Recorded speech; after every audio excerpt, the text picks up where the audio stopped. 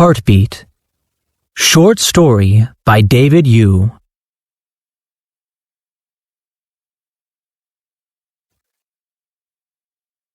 My nickname's Heartbeat because my friends swear that you can actually see the pulse on my bare chest.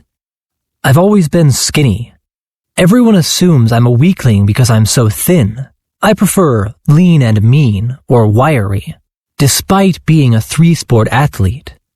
I decided to do something about it this fall when Sarah, the girl I have a crush on, said, "Oh my gosh, you are so skinny." She was visibly repulsed by my sunken chest as I stepped off the soccer bus after practice.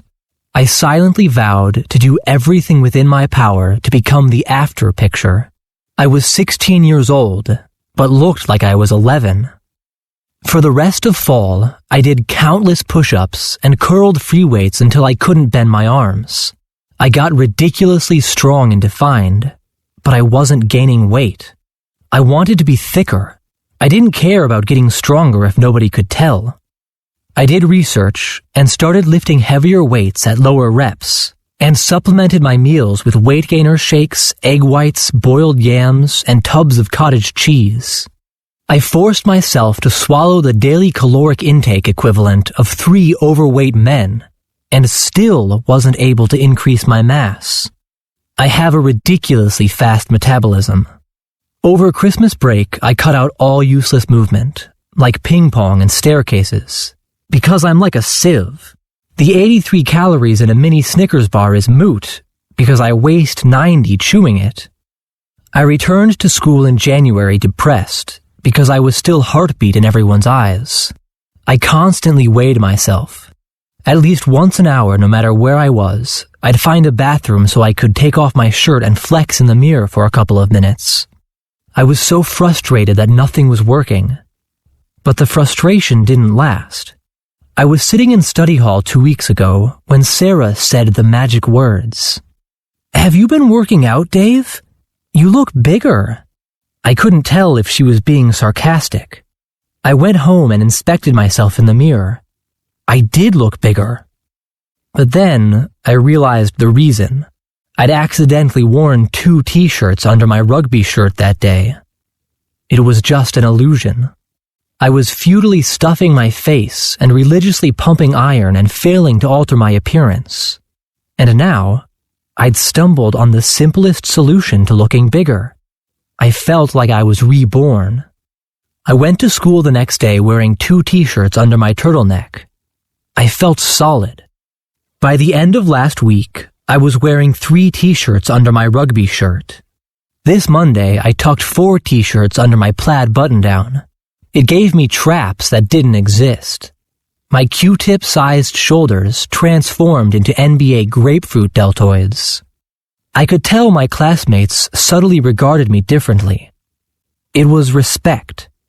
Sarah gave me a look I'd never seen before, as if she felt safer around me. I was walking down the hallway at the end of the day and must have twisted awkwardly because suddenly my zipper literally exploded and all my t-shirts spilled out of my pants. Luckily, the hallway was empty and I was wearing a belt. I had artificially outgrown my clothes. My button-downs were so tight that a few seconds after jamming the extra layers into my pants, the pressure would suddenly bunch the cloth up in random places, so it looked like I had a goiter on my shoulder or something. I complained to my parents over dinner last night. "I don't fit into anything anymore," I said. "It reflects poorly on you guys. You could get arrested." "What are you talking about? You look the same as always. You're still my little boy," my dad replied, putting me in a headlock and giving me a noogie. I glared at him. "I need a new ski jacket," I said. It was true. I could barely clap my hands with all the layers I was wearing. I was getting out of control at this point. The 4 t-shirts under my wool sweater were smushing my lungs together like a male girdle. It was a small price to pay. Nobody called me Heartbeat anymore, I reminded myself. After dinner, I went to a party. Even though it was winter, I opted to hang out on the back porch as much as possible because it was so hot inside. Being indoors was like a sauna, but Sarah was in the basement, so I headed that way. We were talking, and she noticed that I was dripping with perspiration. "You're trembling," she said, touching my shoulder. She thought I was nervous talking to her and probably thought it was cute. But in reality, I was on the verge of passing out because I was wearing 4 tight t-shirts and 2 long sleeves under my wool sweater, not to mention the sweatpants tucked into my tube socks to add heft to my, formerly chicken legs, quads. She squeezed my biceps. "Geez, Dave, how many layers are you wearing?" I couldn't even feel her squeezing them. "I have to go," I said, excusing myself to another corner of the basement.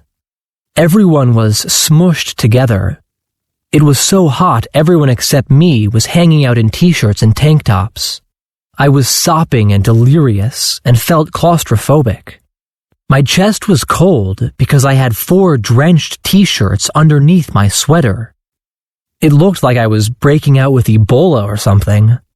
When I coughed, people turned away from me in fear. "Abandon ship! Abandon ship!" I had no choice but to take some layers off. I lurched to the bathroom. My arms were ponderously heavy as I pulled off the sweater. Just lifting my arms exhausted me, and I had to stop midway and take a rest by sitting on the edge of the tub, gasping. I slowly peeled off the layers, one at a time. I took off my pants and peeled off my sweatpants too, down to my undies. I dried myself off with a washcloth. My red t-shirt had bled onto the 3 white tees because of the sweat, so they now were faded pink tie-dyes. I hoisted the bundle of clothes and was shocked at the weight. I jammed them into the closet. I'd retrieve them later before I left. I put my sweater back on without anything underneath.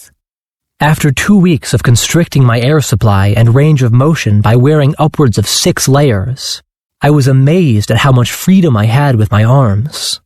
I felt like dancing for the first time in my life. I suddenly realized what I really looked like at this party.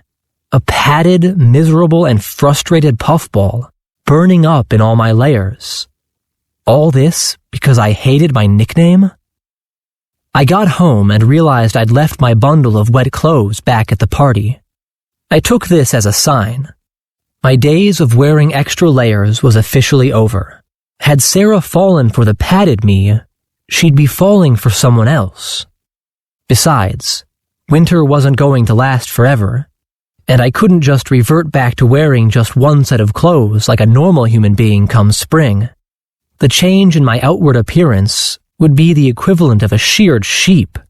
From now on, I was going to just be me. That was last night. I'm not disgustingly thin, I constantly remind myself. I am wiry. I'm lean and mean. Outside it's snowing again. There's a party tonight, and my friends are on their way to pick me up. I don't know what to wear, so I lay out 4 different outfits on the floor, as if they're chalk outlines of people. A car horn honks 10 minutes later, and I still haven't decided on an outfit. Maybe I'll just wear all of them,